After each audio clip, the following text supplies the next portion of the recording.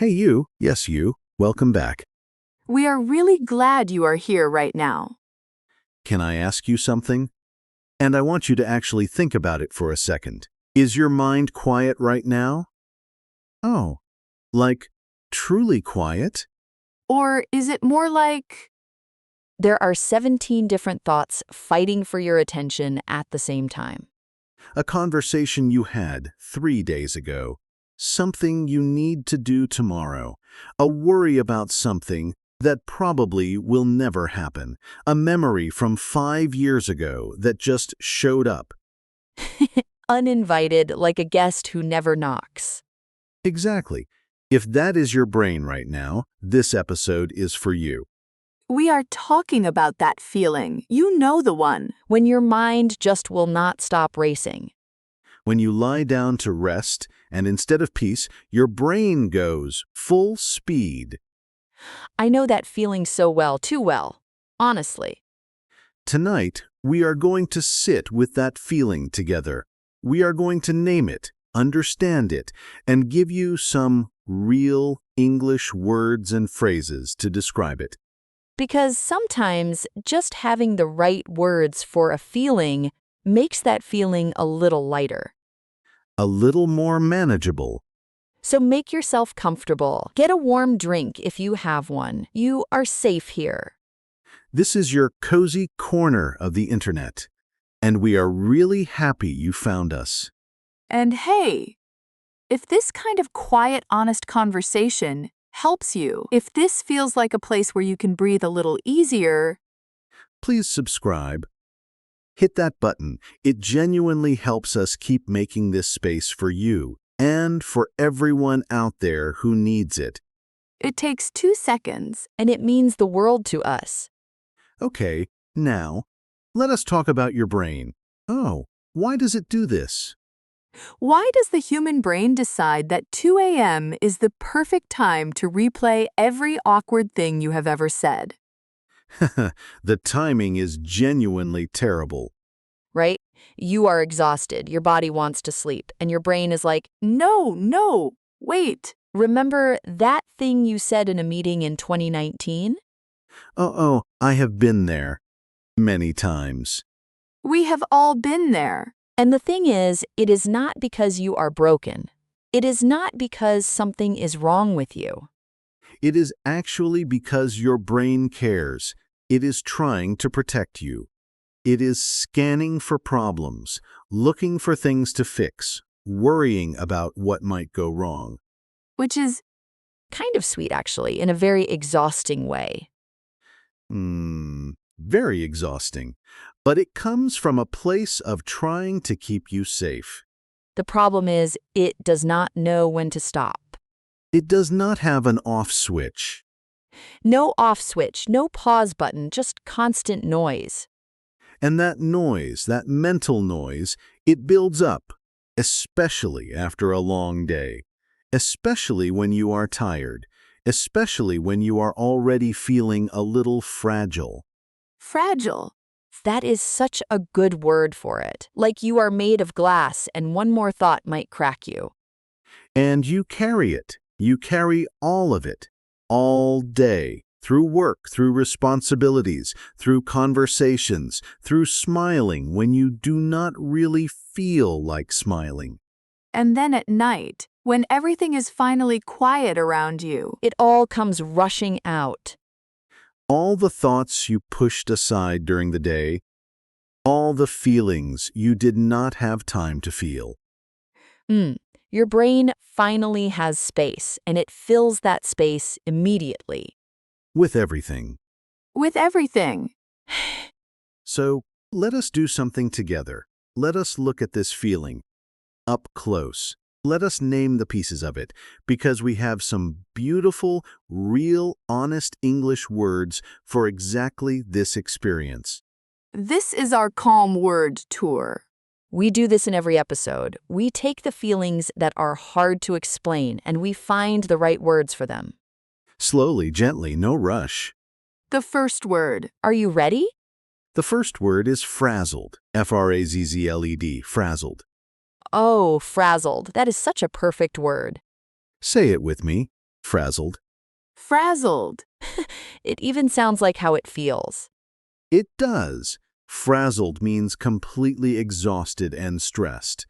Not just tired. Frazzled is that specific kind of tired where you are mentally worn out and your nerves feel stretched thin. Like a phone charger that has been bent too many times. The wire is fraying. Exactly. You are not just sleepy, you are frazzled. You have been going all day. Your mind has been on full blast, and now you feel completely frazzled. I feel frazzled most Monday evenings, honestly. Most Monday evenings, Alice is frazzled. By 7 p.m. I am done, completely done. Remember, frazzled, completely exhausted and stressed, mentally worn out. Frazzled. Good. Next word. The next one is mental clutter. 2 words, mental clutter. Oh, I love this one. Mental clutter. Mental clutter is all the random thoughts, worries, to-do lists, memories, and feelings that pile up inside your head. It is the mental version of a messy room. You know when your desk is covered in papers and you cannot focus? Your brain does the same thing. Exactly. Mental clutter. When your head is full of stuff that has nowhere to go. Unfinished thoughts. Half-formed worries. Things you meant to do. Things you said. Things you wish you had said. It just accumulates. It accumulates. Great word, Alice. It builds up slowly without you noticing until suddenly it is just everywhere.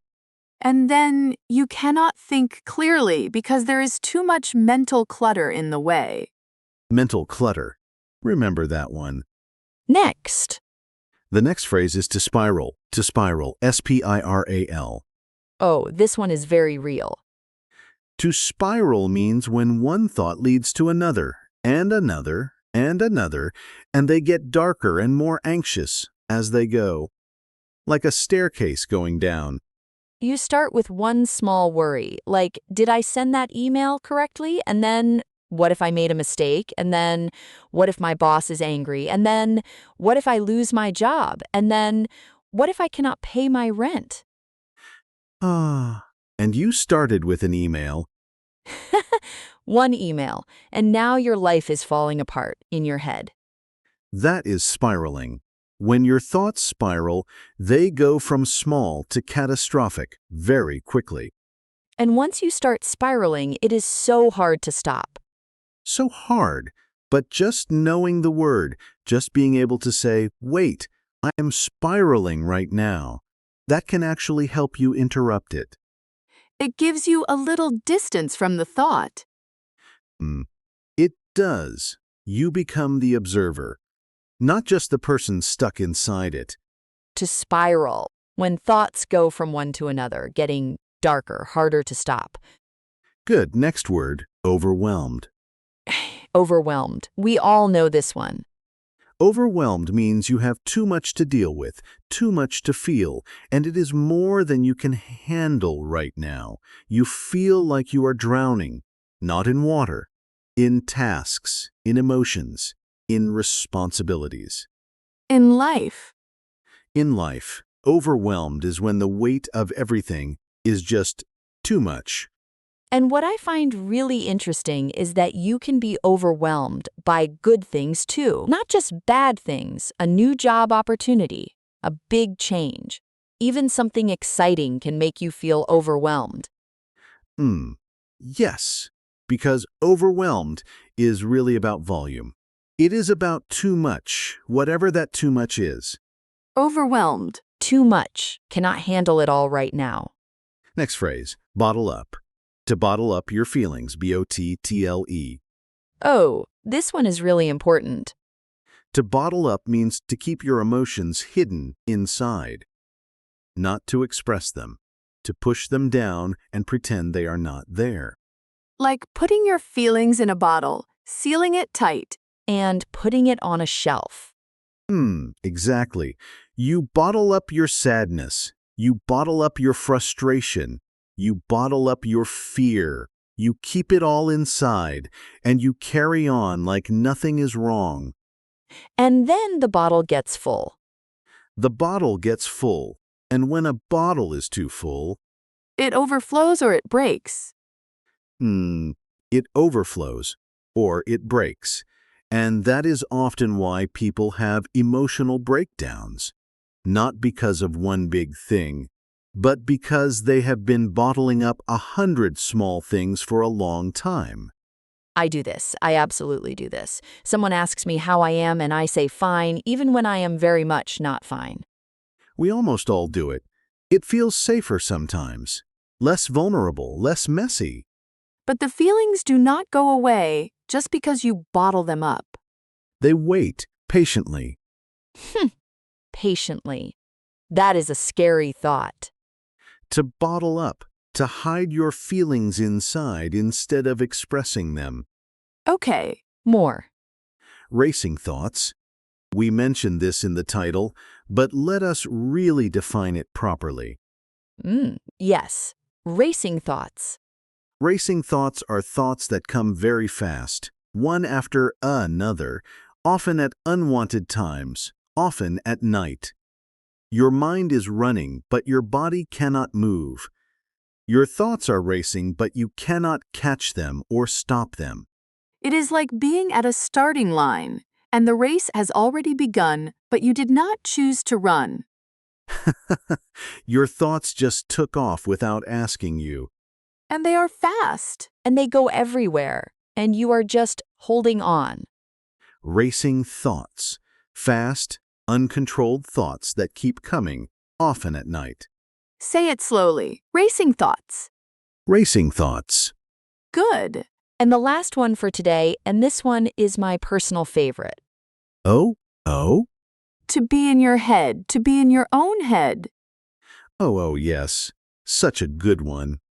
To be in your head means you are overthinking. You are too focused on your own thoughts and worries instead of being present in the real world around you. It is like you are having a whole separate conversation inside your mind while real life is happening outside. Yes, people might be talking to you. You might be nodding. But inside, you are completely elsewhere. You are in your head. You are in your own world, inside your own thoughts, and it can be very hard to get out of there. Sometimes someone has to tap you on the shoulder and say, Hey, come back. Is anyone else doing that right now? Just me? definitely not just you. To be in your head, to overthink and lose connection with the present moment. Okay, so we have our words. Let us bring them to life. Let us use them in a real conversation. Right. So imagine it is a Tuesday evening. You just got home from a long day. You are sitting on your couch. And I am going to play the role of someone who is very much in their head right now. And I will be the understanding friend. Oh, ready? Ready. David, I do not know. I just feel so frazzled today, like completely frazzled. I could not focus at work. I kept making small mistakes, and then I started spiraling about the mistakes. And then I got overwhelmed just thinking about everything I still have to do this week. And I did not tell anyone because I just bottled it all up all day, and now I am home, and my mind is still racing. I feel like I cannot turn it off. I hear you. That sounds like such a heavy day. It was. And you have been carrying all of that, alone, all day. All day, smiling, saying, I am fine. Can I say something? Please. The fact that your brain is full right now, the racing thoughts, the mental clutter, the overwhelmed feeling, it is not a sign that you are weak. Oh, it is not. It is a sign that you have been strong for too long without a break. Your brain is full because you gave too much today, and now it is asking you, finally, to slow down. I never thought about it that way. You do not need to fix everything tonight. You do not need to empty your brain before you sleep. You just need to notice. Notice the racing thoughts. Notice the mental clutter. And say, okay, I see you. I hear you. We can deal with this tomorrow. Okay, I see you. I hear you. We can deal with this tomorrow. Just like that. That is actually really calming. Sometimes the kindest thing you can do for your overworked brain is just acknowledge it. Without judgment, without trying to solve everything. And you have been in your head all day too, haven't you? Amy? Yes, you. You always act very calm, but I know your brain is a very noisy place. It is. It is very, very noisy. It is like a crowded group chat. Everyone talking at once. No one listening. A crowded group chat. Yes, that is exactly it. And the notifications never stop. Okay, so let us step back for a second. Let us talk about something important. Something a lot of people feel but rarely say out loud. Go ahead. The guilt. The guilt around having a racing mind. Oh, say more. So when you are lying in bed and your thoughts will not stop, do you ever feel guilty? Like, why can I not just relax? Why is my brain like this? Other people seem fine. Why am I so bad at just being calm? Yes, absolutely. That guilt is real, and it is one of the most unhelpful things our brains do to us. Because not only are you overwhelmed, but then you feel guilty for being overwhelmed, which makes you more stressed, which makes your thoughts race more. It is a cycle, a very unkind cycle. A very unkind cycle. And here is what I want to say to anyone feeling that guilt right now. Please. Your racing thoughts are not a personal failure. You are not bad at relaxing. You are not broken. You are a human being with a very active, very caring, very hardworking brain. And that brain is doing what brains do. Brains think that is literally their job. The problem is just that sometimes they do not know when to clock out. They do not know when to clock out. They missed the memo about closing time. And we have to gently remind them, not with force, not with frustration, but with kindness. With the same kindness you would give a friend. If your friend came to you and said, I cannot stop overthinking. I feel frazzled. I am overwhelmed. I have been bottling everything up, and now I cannot sleep because my mind is racing. You would not say, "What is wrong with you? Get it together." Never you would say, sit down, I am here, tell me about it. And I will listen without judgment. Without judgment. So, can we give ourselves that same thing? That is the question, right? That is the question. It is harder to be kind to yourself than to be kind to others. I think most of us know that. So much harder. Because we know all our own flaws. We see every mistake. We replay every moment we wish we had handled differently. Your brain is a highlight reel of your worst moments at 2 a.m.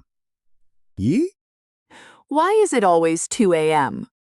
I genuinely do not know, but I suspect it is a universal experience. I think so too. I think right now, somewhere in the world, someone is lying in bed, staring at the ceiling, replaying something from years ago. And feeling very alone with it. And feeling very alone with it. Which is why we make this. So that you know, you are not alone. Whatever is running through your mind tonight, you are not the only one. The racing thoughts, the mental clutter, the spiraling, the bottled up feelings. The frazzled, overwhelmed, in your head feeling. All of it. Human, shared. Okay, we want to do something with you now. A moment just for you. This is your practice moment. Your moment to breathe and speak. We are going to say a phrase, and we want you to say it out loud with us, even softly, even in a whisper, even just in your mind. It does not matter where you are. On a bus, in bed, doing the dishes. You can do this. Ready? Take a breath first, really. Just one slow breath. Just like that. And now say this with us. My thoughts are busy right now, and that is okay. My thoughts are busy right now, and that is okay. One more time, slowly. My thoughts are busy right now, and that is okay. Good. Really good. How did that feel? Just a small thing, but small things matter. Small things matter so much. You know, I want to share something personal. Oh, tell me. A few months ago, I was going through a period of really intense racing thoughts. Like every night, I would lie down and it would start conversations I needed to have. Things I was worried about, the future, the past, everything. I remember you seemed a bit elsewhere during that time. I was very much in my head, and one thing that actually helped me was something really small. Before I went to sleep, I would take a piece of paper, and I would just write down everything in my head. Not to solve it, not to organize it, just to get it out of my brain and onto the paper. Like a mental unload. Exactly. A mental unload. Like emptying a bag. You did not sort the bag. You just took everything out and put it somewhere. And then your brain knew it was written down. It did not have to keep holding on. It could let go. Just a little. Just enough. I do something similar when my thoughts are really racing. I actually talk out loud to myself. Oh, really? I know that sounds a little strange. No, it does not. I just say out loud whatever I am thinking. Because something about hearing my own voice makes the thoughts feel more real and more manageable at the same time. It externalizes them. Yes, they are inside and invisible and they feel huge. But when you say them out loud, they become real and somehow smaller. I think that is actually what good conversation does, too. That is why talking to a friend helps, or journaling, or honestly, even this. Even listening to a podcast. Even listening to a podcast, you are not alone in these thoughts. You are hearing them named. You are hearing other people say, yes, I feel this too. And that changes things. It does. It really does. I want to go back to one word from earlier, because I think it deserves a little more spaces. To bottle up. Yes. I think so many of us do this, and we do not even notice we are doing it. Someone asks how we are, and we say fine, good, not too bad, and we move on. Because saying the truth feels like too much, too heavy, too inconvenient for the other person. Or we worry they will not understand, or they will judge us. Or they have their own problems, and we do not want to add to that. So we bottle up and we carry it. And we keep carrying it for days, for weeks, for months sometimes. Until our shoulders hurt. Literally. Have you ever noticed that? Oh, the physical weight? When I have been bottling up stress for a long time, my shoulders are always tight, my jaw is tense, my chest feels heavy. Oh, yes. The body carries what the mind is holding. It is like your emotions live in your muscles. They do. There is actually real science behind that. But even without the science, I think most of us have felt it. You know it when you feel it. So when people say rest your body, sometimes what they really mean is let your emotions breathe. Let yourself feel what you are feeling. Instead of pushing it down, instead of bottling it up. Just feel it for a few minutes without trying to fix it. I know that is easier said than done. Much easier said than done. Feeling your feelings is actually hard work, especially when you have been avoiding them. Because when you finally let yourself feel them, they feel big They feel enormous. and scary. And scary. But here is what I know. Emotions are like waves. If you let them come, they will also go. If you resist them, they stay. They stay, and they get louder. But if you let the wave come, it crashes, it moves through you, and then It passes. it passes. Not forever. Waves come back, but each one passes. And you can handle it, one wave at a time. One wave at a time. Okay, I want to check in with the listener again because we have been talking for a while and I want to make sure you are still here with us. Oh, are you still with us? How are you feeling right now, compared to when you first pressed play?